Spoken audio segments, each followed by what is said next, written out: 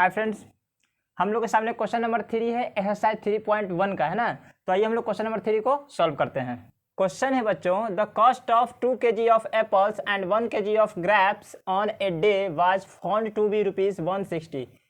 किसी दिन 2 kg सेब, 2 kg ऑफ एप्पल, 2 kg सेब और 1 kg अंगूर का मूल्य कितना पाया गया था? 160 रुपया था। किसी दिन 2 kg सेब और 1 kg अंगूर का रेट कितना था? 160 रुपया था। आफ्टर ए मंथ, एक महीने बाद, the cost of 4 kg of apples and 2 kg of grapes is ₹300।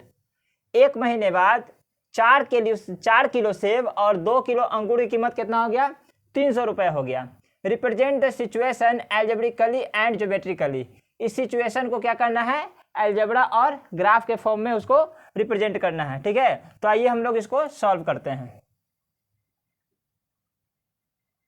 बच्चों यहाँ पे जो कॉस्ट दिया है उसको आपको पर केजी के हिसाब से एज्यूम करना होगा। तो लिखेंगे let us assume cost of apples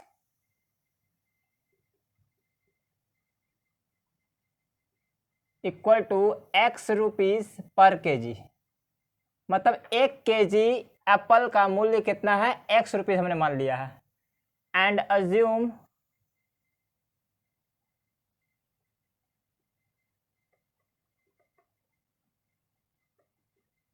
cost of grapes equal to Y rupees per KG. मतलब 1 kg ग्रैप का रेट कितना मान लिए है? Y rupees. ठीक है, अकॉर्डिंग टू क्वेश्चन अब हम लोग देखेंगे क्या कह रहा है।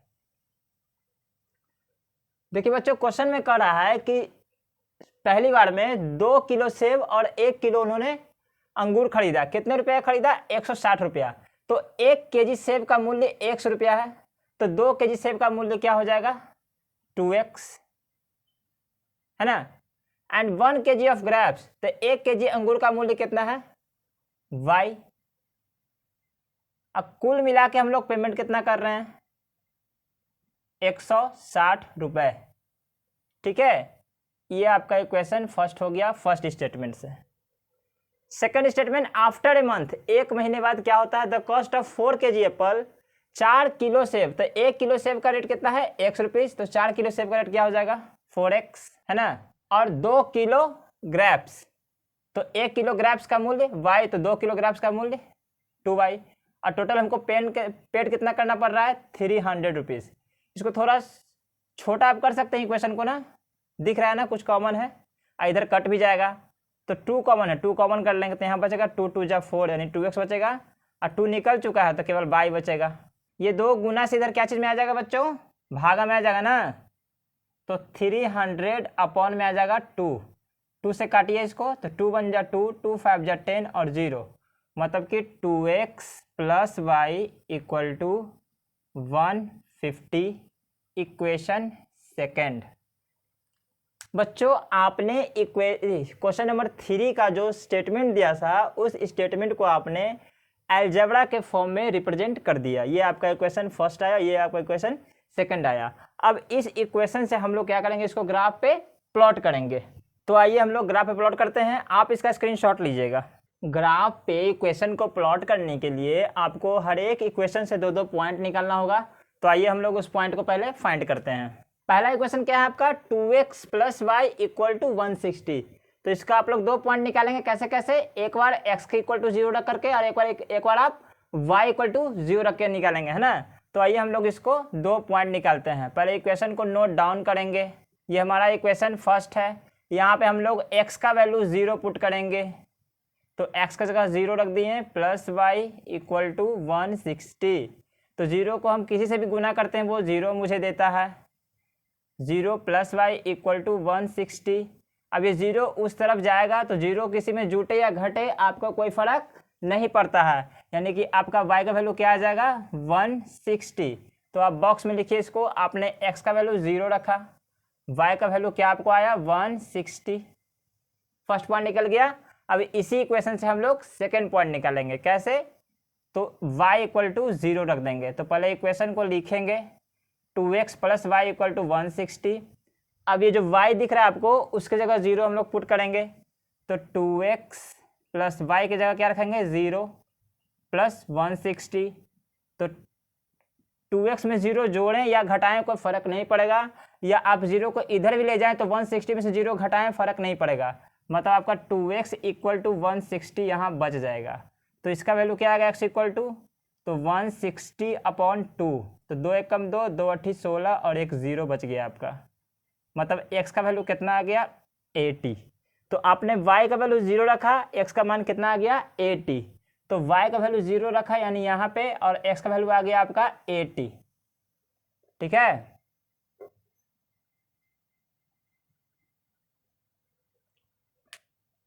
अब उसी तरीके से इसका भी निकालेंगे पॉइंट, तो निकालिए 2x plus Y equal to 150 आपका इक्वेशन है।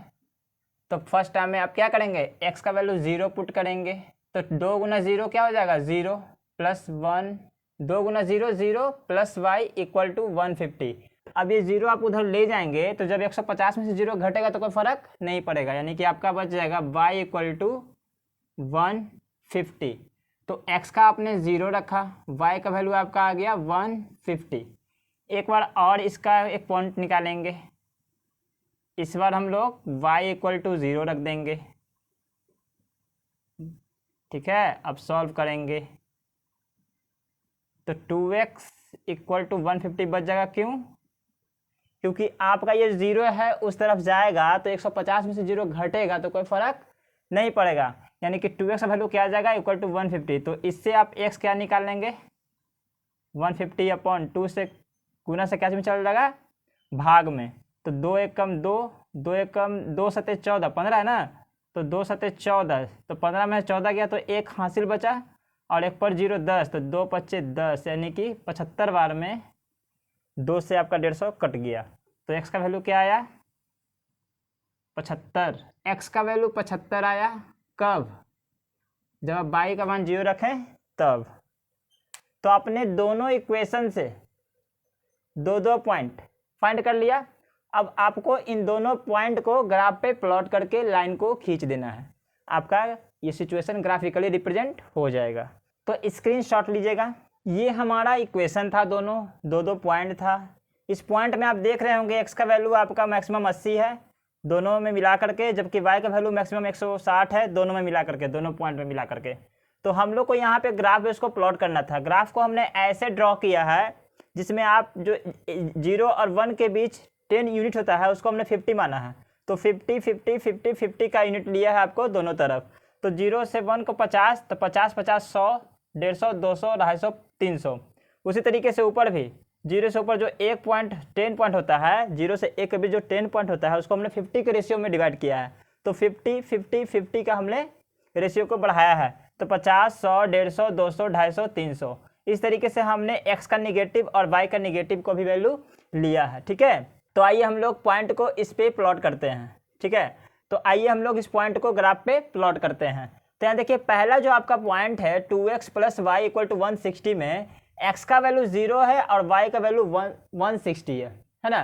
तो आप सोचिए x का वैल्यू 0 और 160, अब ये रटा गया होगा, और नहीं अगर रटाया है तो आज एक हम तरीका बता देते हैं एकदम शॉर्ट ट्रिक, ध्यान रखिएगा। x का वैल्यू 0 और y का वैल्यू क्या है 160 है, तो x का वैल्यू 0 किस पे होता है, x का वैल्यू 0 किस पे होता है y एक्सेस पे, y एक्सेस पे आपका केवल y का वैल्यू ही होगा ना, और x एक्सेस पे आपका केवल x का ही वैल्यू होगा। तो y एक्सेस पे आप अगर x को ढूंढने जाएंगे तो वो मिलेगा नहीं, यहाँ पे 300 भी है तो y का ही है, 250 है तो y का ही है, मतलब y एक्सेस पे x का वैल्यू 0 होता है और x एक्सेस पे y नहीं होता है, यानी y का वैल्यू x एक्सेस पे कितना होता है 0 होता है।